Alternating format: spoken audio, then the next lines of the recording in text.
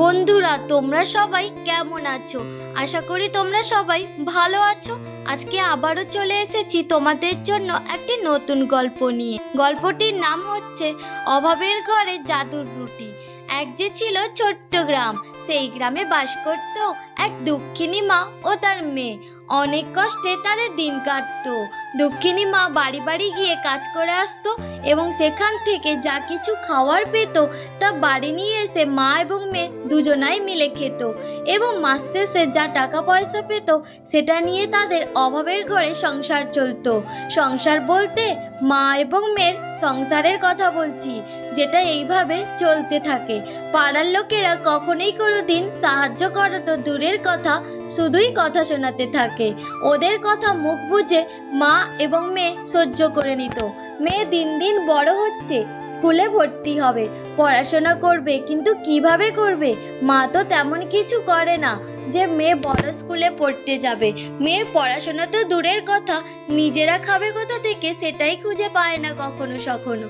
একদিন হঠাৎই মায়ের শরীরটা খারাপ হয়ে যায় এবং ভীষণ কাঁপুনি দিয়ে জ্বর আসে গায়ে। আর ওদিকে প্রাকৃতিক দুর্যোগ, ঝড় বৃষ্টি হতে থাকে। মেয়েটি কোনো রকম পাড়ার ডাক্তারবাবুকে ডেকে এনে মায়ের চিকিৎসা করায়, কিন্তু কিছুতেই তার মায়ের জ্বর কাটছিল না। কিভাবে কাটবে? টাকা পয়সা থাকলে তো ওষুধ কিনে খাবে। অনেক পায়ে হাতে ধরে ডাক্তারবাবুর কাছ থেকে মেয়েটি তার মায়ের জন্য ওষুধ নিয়ে আসে, এই বলে যে তার মা সুস্থ হলে তার সমস্ত টাকা পয়সা শোধ করে দেবে। কয়েকদিন পর তার মা সুস্থ হয়ে ওঠে কাজে যায়, কিন্তু শরীরের দুর্বলতা ঠিক না কাটায় সে আর কাজ করে উঠতে পারে না। তাই বাড়ির মালিকরা তাকে বন্ধ করে দিতে বলে কাজে আসতে। তোমার শরীর আগে সুস্থ হোক, তারপর কাজে এসো। কিন্তু সে তো জানতো সে না কাজ করলে তাদের পেটে ভাতও জুটবে না। মনের কষ্টে সে বাড়ি চলে যায়। বাড়ি গিয়ে দেখে তার ক্ষুধার্ত মেয়েটি বসে বসে কাঁদছে। তার মাকে দেখে এক ছুটে মায়ের কাছে পৌঁছায় এবং বলে, মা, তুমি খাবার এনেছো? আর তুমি এত তাড়াতাড়ি চলে এলে যে? আমাকে খাবারটা দিতে এসেছো তাই না মা? জানো তো, আমার অনেক আগে থেকে খুব খিদে পাচ্ছিল, কিন্তু আমি তো জানি আমার মা আমার জন্য খাবার নিয়ে আসবে। কি মজা, কি মজা! মা, কোথায় খাবারটা বের করো? আমি একা নই, রোজকারের মতো আমরা দুজনে মিলে খাবো।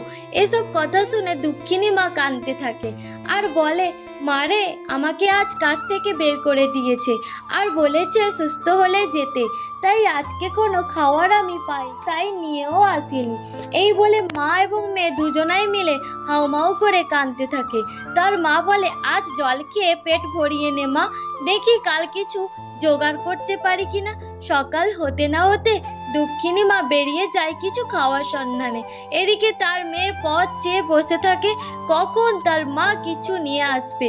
সকাল থেকে দুপুর হতে চললো, তাও তার মা ফিরে আসে না। কিছু সময় বাদে মেয়েটি কাঁদতে কাঁদতে সেইখানে ঘুমিয়ে পড়ে। ঘুম ভাঙলে যখন উঠে বসে দেখে তার মা উনানের কাছে বসে কি যেন করছে। তখনও ভালোভাবে চোখটা মেলে দেখে যে তার মা উনানে রুটি ভাজছে। এটা দেখি তো মেয়েটি আনন্দে ঘুম ভাঙলে যখন উঠে বসে দেখে তার মা উনানের কাছে বসে কি যেন একটা করছে। তখনও ভালোভাবে চোখটা মেলে দেখে যে তার মা উনানে রুটি ভাজছে। এটা দেখে তো মেয়েটি আনন্দে খুশি হয়ে তার মাকে জিজ্ঞাসা করায়, মা, এই বেলুনটা কি কোথায় ছিল? তুমি কোথায় পেলে মা? আর রুটিও? আমাদের বাড়িতে তো গম নেই। তাহলে?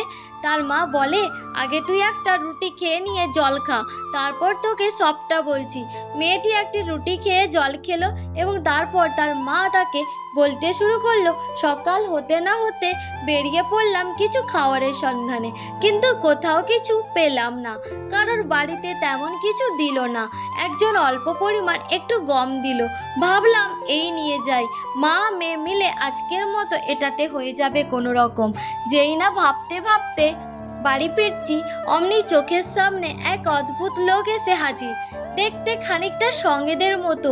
লোকটা কিছুক্ষণ আমাকে দেখলো ভালোভাবে, তারপর বলতে লাগলো, তোমরা তো দেখছি খুবই কষ্টে আছো, এই নাও বেলুন চাকি। যেই না চাকিটা বেলনে একবার নাড়াবে অমনি জাদুর রুটি তৈরি হবে। আর ওই জাদুর কথা তোমরা ছাড়া আর যাতে কেউ না জানতে পারে, তবেই এর জাদু উবে যাবে। এই বলে সেই সঙ্গের মতো লোকটি কোথায় যেন হাওয়া হয়ে গেল। আর আমি সেই বেলুনটাকে নিয়ে বাড়ি এলাম।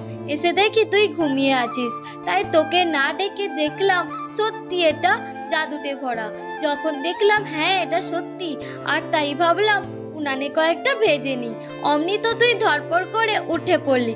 বন্ধুরা, তোমরা কি গল্পের কাহিনীটি বুঝতে পারলে? যদি একটু হলেও বুঝতে পেরেছো, তাহলে অবশ্যই আমার এই ছোট্ট চ্যানেলটিকে লাইক এবং সাবস্ক্রাইব করে তোমরা সবাই আমার পাশে থেকো।